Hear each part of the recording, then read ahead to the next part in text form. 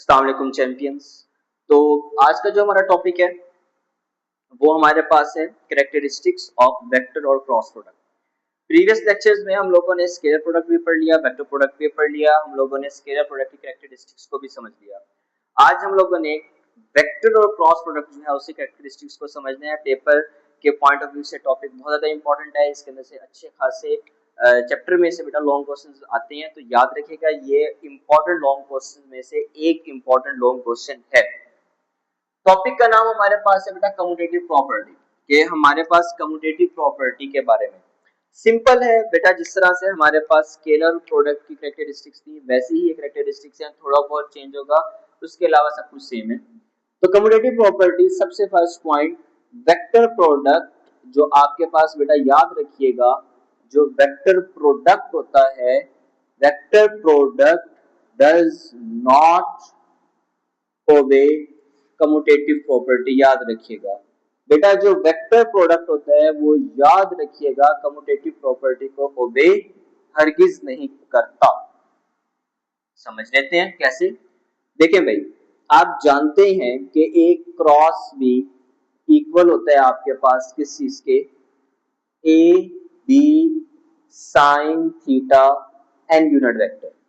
हम लोगों ने प्रीवियस लेक्चर में जो हमारा था वेक्टर प्रोडक्ट वाला, या ये वीडियो आप लाजिम देखिएगा, जब हम लोग राइट हैंड रूल के बारे में बात कर रहे थे तब हम लोगों ने ये बात बड़ी डिटेल से की थी कि किस तरह से ए क्रॉस बी का जो रिजल्ट था उसकी direction out of the plane थी, और हमारे पास बी क्रॉस ए का जो रिजल्ट था उसकी डायरेक्शन इनटू द प्लेन थी। तो बेटा उसी सिनेरियो के अकॉर्डिंग हम उसी केस के अंदर रहेंगे। आप लोग काइंडली उस वीडियो को देख लीजिएगा, उस पोर्शन को जिसमें हम लोगों ने इसके डायरेक्शन के बारे में बात की है। बेटा वीडियो हमारे पास है जिसका नाम हमारे पास है वेक्टर और क्रॉस प्रोडक्ट। तो ए बी क्रॉस ए किसके होता है हमारे पास, ए बी साइन थीटा, ठीक है, और आगे हमारे पास आ जाएगा A B sine theta minus n unit vector हमारे पास है, क्योंकि हमारे पास डायरेक्शन ऑपोजिट हो जाएगी।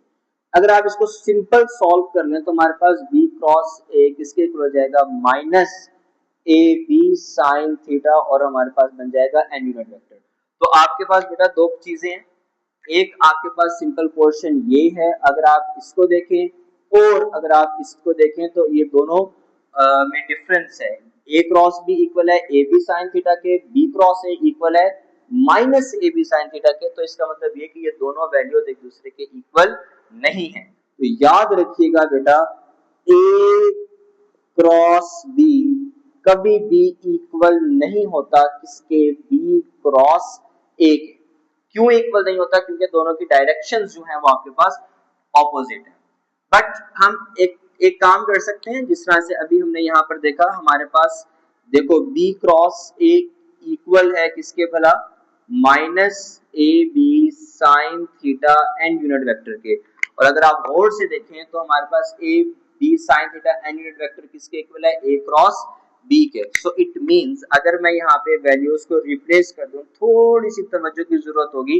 तो जब आप वैल्यूज को रिप्लेस करेंगे, माइनस आ गया A B sine theta n unit vector, ये आपके पास है, तो आपके पास बन गया सिंपल ए क्रॉस बी। तो इसका मतलब ये है हमारे पास बेटा वेक्टर ए और बी का क्रॉस प्रोडक्ट इक्वल होगा बट ऑपोजिट होगा। नेगेटिव नेगेटिव जो है रिप्रेजेंट करेगा कि डायरेक्शन दोनों की ऑपोजिट होगी। तीसरा पॉइंट आपके पास बेटा याद रखिएगा, यहाँ पे डायरेक्शन ऑपोजिट होगी बट दोनों की जो मैग्नीट्यूड होगी वो हमेशा सेम होगी। ये याद रखिएगा आप लोग हर हाल में। तीन एमसीक्यूज बन गए बेटा आपके पास। एक ये फर्स्ट एमसीक्यू जिसके अंदर हमने कहा कि ए क्रॉस बी और बी क्रॉस ए एक दूसरे के इक्वल नहीं है। सेकंड एमसीक्यू जिसमें हम लोगों ने कहा कि हमारे पास ए क्रॉस बी और बी क्रॉस ए इक्वल हो सकते होंगे बट दोनों की डायरेक्शन एक दूसरे के ऑपोजिट होगी। और तीसरा एमसीक्यू हम लोगों ने कहा कि हमारे पास ए क्रॉस बी और बी क्रॉस ए का जो मैग्नीट्यूड है वो एक दूसरे के इक्वल होगा। ठीक है, तो आई होप कि आप लोगों को ये सारी बातें समझ में आ गई होंगी। उसके बाद हम आगे मूव करते हैं बेटा। फर्स्ट प्रॉपर्टी हमारे पास होगी, अब हम मूव करते हैं अपनी सेकंड प्रॉपर्टी के ऊपर कि हमारे पास सेकंड प्रॉपर्टी क्या है। वही चीज अगर हम बात करते हैं पैरेलल वेक्टर्स की, कि अगर दो वेक्टर्स एक दूसरे के हों पैरेलल, तो बेटा जैसे लिखवा रहा हूँ वो एज इट इज लिखिएगा, क्योंकि पेपर में आप लोग जब तक डायग्राम नहीं बनाएंगे तब तक प्रॉपर हेडिंग प्रॉपर चीज के साथ नहीं लिखेंगे तब तक आपको मार्क्स नहीं मिलेंगे। पैरेलल वेक्टर्स, अगर दो वेक्टर्स एक दूसरे के पैरेलल होंगे तो क्या होगा? Vector product, vector product of two parallel vectors, vector product याद रखिएगा बेटा, दो पैरेलल वेक्टर्स का is equal to null vector, याद रखिएगा। अगर आप वेक्टर प्रोडक्ट लेते हो दो पैरेलल वेक्टर्स का तो याद रखिएगा वो हमेशा किसके इक्वल होगा? नल वेक्टर के। जैसा कि मान लें आपके पास एक वेक्टर ए इस तरफ है, मान लो आपके पास दूसरा वेक्टर बी इस तरफ है, दोनों की डायरेक्शन सेम है, एक्स एक्सिस के अलोंग है। तो ये बात मैंने आपको सिखाई हुई है कि आपके पास ए क्रॉस बी हम जानते हैं इक्वल होता है A B sine theta n unit vector.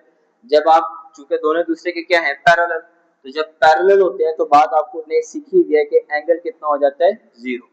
So it means A cross B किसके इक्वल हो जाएगा? आपके पास ए बी साइन थीटा की जगह जीरो हो गया एन यूनिट वेक्टर। और आप ये बात जानते हैं कि साइन जीरो इक्वल होता है बेटा आपके पास जीरो के, जिसके नतीजे में पूरा फैक्टर हो गया जीरो। तो ऐसा वेक्टर जिसकी मैग्नीट्यूड जीरो हो और उसकी डायरेक्शन आर्बिट्रेरी हो, मतलब देखें मैं यहाँ पर मौजूद हूँ, अब मैं मूव नहीं करता, अब मैं अपने फेस की डायरेक्शन जिस साइड पे मर्जी करूँ उसका कोई मायने नहीं रखता, मतलब किसी डायरेक्शन किसी भी तरफ मैं अपना फेस कर लूँ उस चीज की कोई वैल्यू नहीं है क्योंकि मैंने कोई मूवमेंट ही नहीं की। तो ऐसा वेक्टर जिसकी मैग्नीट्यूड जीरो हो बट डायरेक्शन कैसी हो? आर्बिट्रेरी। आर्बिट्रेरी का मतलब नॉट अ फिक्स डायरेक्शन, तो उस वेक्टर को हम नाम देते हैं कि ये हमारे पास है नल वेक्टर। ठीक है, तो हमारे पास ए क्रॉस बी का रिजल्ट किसके इक्वल हो गया बेटा? नल वेक्टर के। तो इस तरह से हम ये बात करते हैं। सिमिलरली अब हमारे पास सेकंड प्रॉपर्टी हो गई। अब हम बात करते हैं बेटा अपनी थर्ड प्रॉपर्टी की, जो कि हमारे पास है परपेंडिकुलर वेक्टर्स, मतलब वो वेक्टर्स जो एक दूसरे के कैसे हो बेटा? परपेंडिकुलर हो। तो क्या होगा? तो हम इसको समझ लेते हैं कि वेक्टर प्रोडक्ट, अगर आप बेटा वेक्टर प्रोडक्ट लें किसका? Of two perpendicular vectors, vector product बेटा दो परपेंडिकुलर वेक्टर्स का इज इक्वल टू द, किसके इक्वल होगा बेटा? जिस तरह से हमने बात की थी, product of their magnitude, product of their magnitude. ठीक है, और याद रखिएगा साथ में डायरेक्शन भी होगी इसके पास। जैसा कि मान लें आपके पास ये एक वेक्टर है ए और मान लें ये आपके पास दूसरा वेक्टर है जो कि है बी। देख सकते हैं दोनों ए वेक्टर्स एक दूसरे के परपेंडिकुलर है। तो याद रखिएगा अगर दो वेक्टर्स एक दूसरे के परपेंडिकुलर हों तो ये बात आपने सीखी हुई है, एंगल कितना हो जाता है? 90 डिग्री। तो ए क्रॉस बी इक्वल हो गया ए बी साइन थीटा की जगह आ गया 90। और याद रखिएगा कि साइन 90 किसके इक्वल होता है? आपके पास 1 के। So it means A cross B equal हो गया आपके पास ए बी और एन यूनिट वेक्टर। और ये बात मैंने आपको सिखाई हुई है बेटा कि एन यूनिट वेक्टर का मतलब आपके पास क्या है? डायरेक्शन। और डायरेक्शन हम में मास्टर हो चुके हैं, हमें पता है कि डायरेक्शन को हम राइट हैंड रूल से फाइंड आउट करते हैं। ठीक है, तो इस तरह से हमारे पास बेटा ये तीन प्रॉपर्टीज सामने होती हैं। बेटा पेपर के हवाले से ये प्रॉपर्टीज सेपरेटली आपके पास शॉर्ट क्वेश्चन में भी आ सकती हैं, ये आपके पास इससे एमसीक्यूज भी बन सकते हैं, तो आप लोगों ने इनको बहुत अच्छे से समझना है। उसके बाद थर्ड प्रॉपर्टी वही प्रॉपर्टीज हैं जो हम लोगों ने स्केलर प्रोडक्ट में पढ़ी थी। फोर्थ प्रॉपर्टी आगे पीछे हो सकती है। सेल्फ प्रोडक्ट की बात कर लें अगर आप, कि सेल्फ प्रोडक्ट क्या होगा, तो बेटा याद रखिएगा vector self product, vector self product is equal to null vector, is equal to null vector. दो वेक्टर्स, ठीक है, मतलब एक वेक्टर है, यहाँ पे ए वेक्टर है, आप इसका प्रोडक्ट इसी से ले रहे हो, तो दोनों की डायरेक्शन सेम होगी, आइडेंटिकल चीजें होगी। सो इट मींस हम जानते हैं कि ए क्रॉस बी इक्वल होता है A B sine theta n unit vector.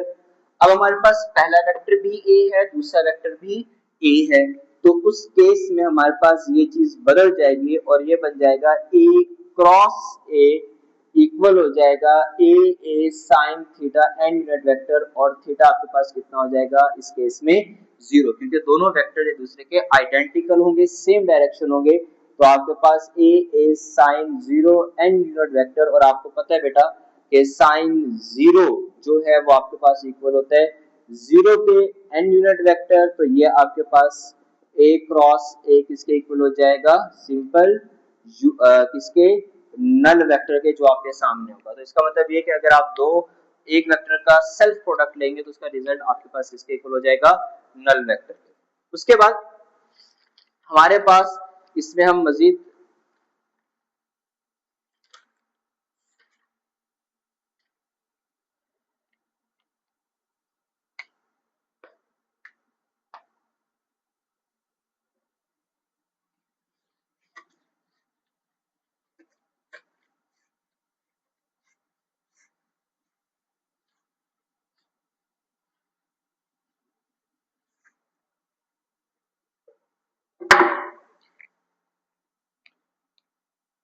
हाँ जी, तो हम लोगों ने फिफ्थ प्रॉपर्टी की तरफ मूव करते हैं, जो कि हमारे पास है एंटी पैरेलल वेक्टर्स। के हमारे पास एंटी पैरेलल वेक्टर्स कौन से होंगे, तो याद रखिएगा बेटा, अगर आप बात करते हैं vector product of two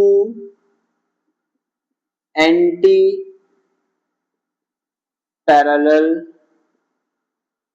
vectors is equal to null vector, याद रखिएगा।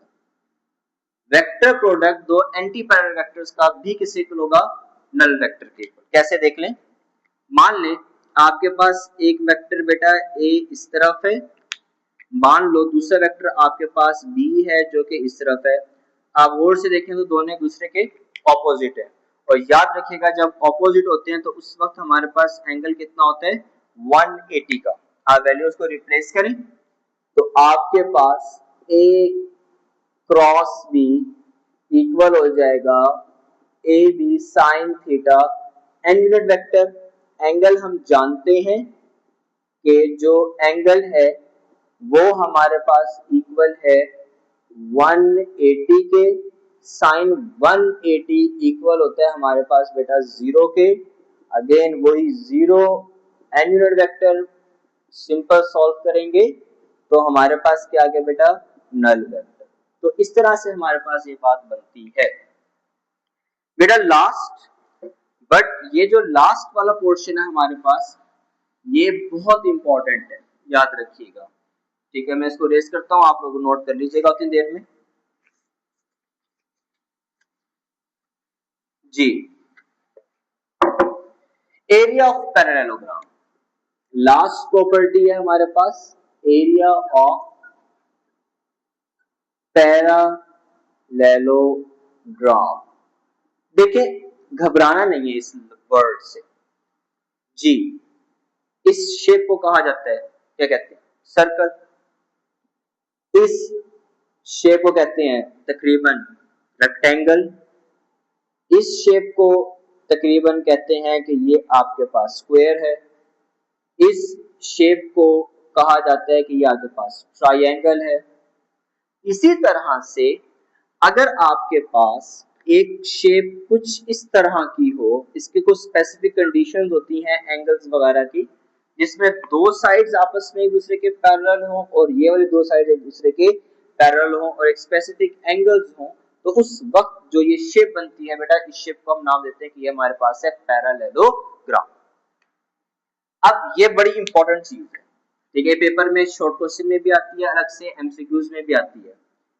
मैग्नीट्यूड ऑफ क्रॉस या वेक्टर प्रोडक्ट, जो मर्जी आप लिखना चाहें, is equal to the area of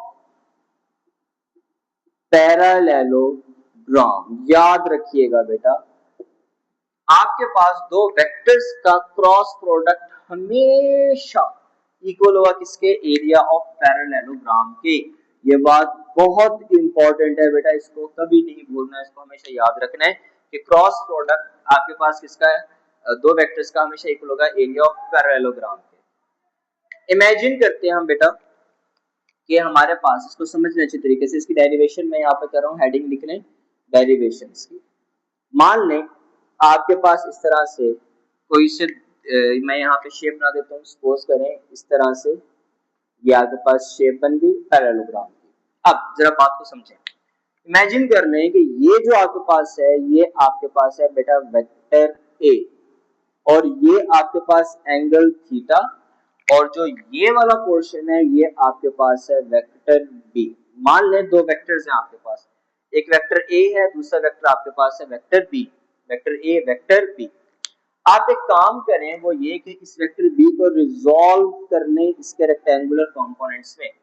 आप ये वेक्टर बी को रिजॉल्व कर रेक्टेंगुलर कंपोनेंट्स में, ये बात आपको मैंने बहुत दफा समझा दी है। ये आपके पास बन जाएगा वेक्टर बी का एक्स कंपोनेंट, ये आपके पास बन जाएगा वेक्टर बी का वाई कंपोनेंट। ऐसे होते हैं ना आपके पास, ये बन गया एक्स कंपोनेंट, ये बन गया वाई कंपोनेंट। तो अब हम यहाँ पे करते हैं, जरा गौर से समझिएगा बात को बेटा, इसी चीज के बारे में हम बात कर रहे हैं। हमने यहाँ पर बात की कि आपके पास बेटा दो वेक्टर्स ए और बी का मैग्नीट्यूड, मैंने समझा चुका हूँ, दो मॉड लगाऊंगा या दो तरह की लाइन लगी होंगी, तो इसका मतलब होगा कि आपके पास मैग्नीट्यूड के बारे में बात हो रही है। तो ए क्रॉस बी हमेशा किसके इक्वल होगा आपके पास बेटा? मैग्नीट्यूड ऑफ नहीं, ए क्रॉस बी किसके इक्वल होगा आपके पास? एरिया ऑफ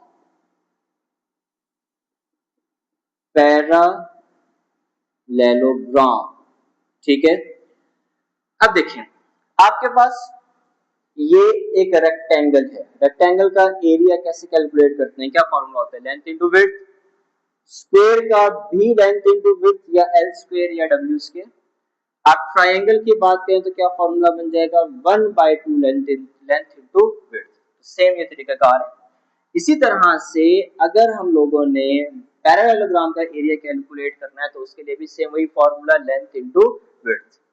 तो आपके पास लेंथ कहां से कहां तक है? मान लें यहां से लेके यहां तक ये लेंथ है, ये वेक्टर है, मैग्नीट्यूड लिख रहे हैं तो आपके पास जस्ट वेक्टर ए आएगा। वेक्टर मतलब वेक्टर ए का मैग्नीट्यूड आएगा, वेक्टर प्रॉपर नहीं आएगा, जस्ट मैग्नीट्यूड, क्योंकि आप जस्ट मैग्नीट्यूड के बारे में बात कर रहे हो। अब विड्थ कहां से कहां तक होती है? यहां से यहां तक की चौड़ाई इसकी, तो इसका मतलब यहां से लेके यहां तक की जो आपके पास की विड्थ है वो कितनी है? कितनी है भाई? B sine theta. तो आपके पास सिंपल क्या आ गया? B sine theta. आप इसको सॉल्व करो, ये क्या बन जाएगा? A B sine theta. ठीक है, और ये आपके पास क्या है बेटा? A cross B. तो क्या ये चीज यहाँ पे बताएं प्रूव हुई या नहीं हुई कि आपके पास ए क्रॉस बी किससे इक्वल होता है? A B sine theta. और ये ए बी साइन थीटा क्या यहाँ पे डायरेक्शन है? बताएं, नहीं है ना डायरेक्शन, तो इसका मतलब ये है कि ये आपके पास वो प्रोडक्ट है या ये वो वैल्यू है जिसका रिजल्ट आपके पास जस्ट मैग्नीट्यूड है, किसी किस्म की डायरेक्शन नहीं है। तो बेटा ये पेपर के वाले से बड़ा इंपॉर्टेंट शॉर्ट क्वेश्चन है, पेपर में बहुत दफा आते हैं। किसी को सवाल हो तो वो लाजमी कमेंट में मुझे बताएगा। यहाँ तक हमारा ये टॉपिक कंप्लीट होता है प्रोडक्ट ऑफ वेक्टर का, और यहाँ तक हमारे पास वेक्टर का सेक्शन खत्म होता है। इंशाल्लाह हम नेक्स्ट लेक्चर में जब बात करेंगे तो प्रॉपर मोशन के बारे में बात होगी। तब तक ख्याल रखिएगा अपना, मिलते हैं नेक्स्ट लेक्चर में। अल्लाह हाफिज़।